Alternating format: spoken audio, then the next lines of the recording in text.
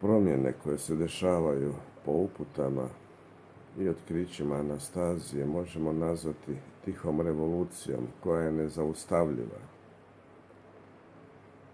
Osnova te revolucije je uputa Anastazije da obitelj uzme hektar zemlje u prirodi i da ode živjeti na taj hektar zemlje kako bi stvorila prostranstvo ljubavi za sebe i svoje potomke. Suština je da kada svaka obitelj ima hektar zemlje i stvori komadić raja na tom hektaru zemlje, cijela planeta postaje raj.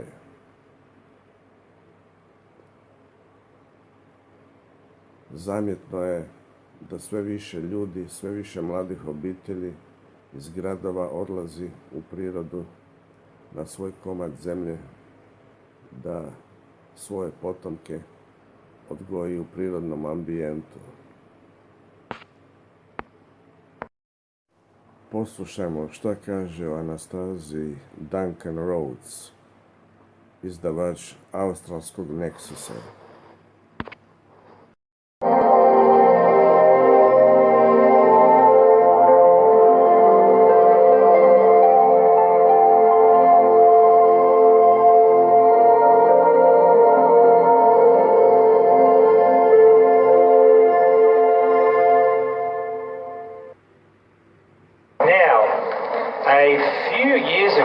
About 3 years ago, I received a letter in the mail from a regular reader of Nexus, one of the readers who's been reading it since day one, like quite a few people here, I should add. And his letter was really interesting. It was to me personally, and he encouraged me, if I wished, to put it as a letter to the editor in the magazine. And his letter was basically, look, as you know, I've been reading every issue of Nexus. I've bought nearly every book that you sell through Nexus. He's got a library of something 30 or 40,000 books, covering many languages, many belief systems and philosophies. And he said, I've just read a series of books in Russian that he said made me feel like throwing all the rest of the books away, including all the Nexus magazines. That got my attention. I mean, how dare he say throw away Nexus magazines? But so I thought to myself, well, you know, I know this guy and he's not a complete loony, and I thought, well, I've got to track down these books and see what on earth made him think these insane thoughts.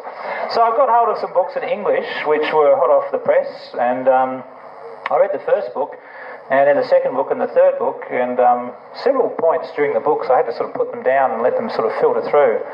But after reading the third and fourth book, I thought to myself, these are really, really important books. And I still to this day, I mean, I know that I have well, there's a 4-page advert out there regularly repeating my comment that says, if you read one book in your life, read Anastazija. And I'm sure my father is mortified because he's written some really good books which I think are really important. And for his firstborn son to be saying, read someone else's book, it's more important, it must be a challenge for him.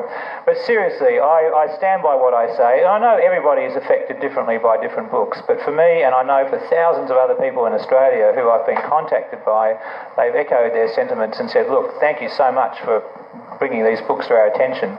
I would say that I've had 100 people say these books are absolutely it, to every one person who said didn't make a thing different for me. So, I mean, it's different for everybody. But the books have taken on an energy and a life of their own.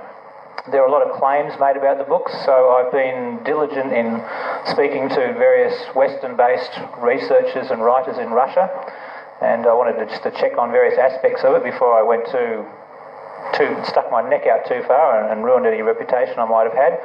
And I spoke to several journalists from Australia and New Zealand who live in St. Petersburg and one in Moscow, and they publish newspapers in English language for people and Westerners, and they assured me that this phenomenon is absolutely genuine in Russia, and I asked them where they think about it, and they said, well, look, a lot of people are of the opinion it doesn't matter whether Anastazija is a real person. The message is so profound and so impacting that a lot of them don't really mind whether she's real or not, because they've been moved into this new way of thinking.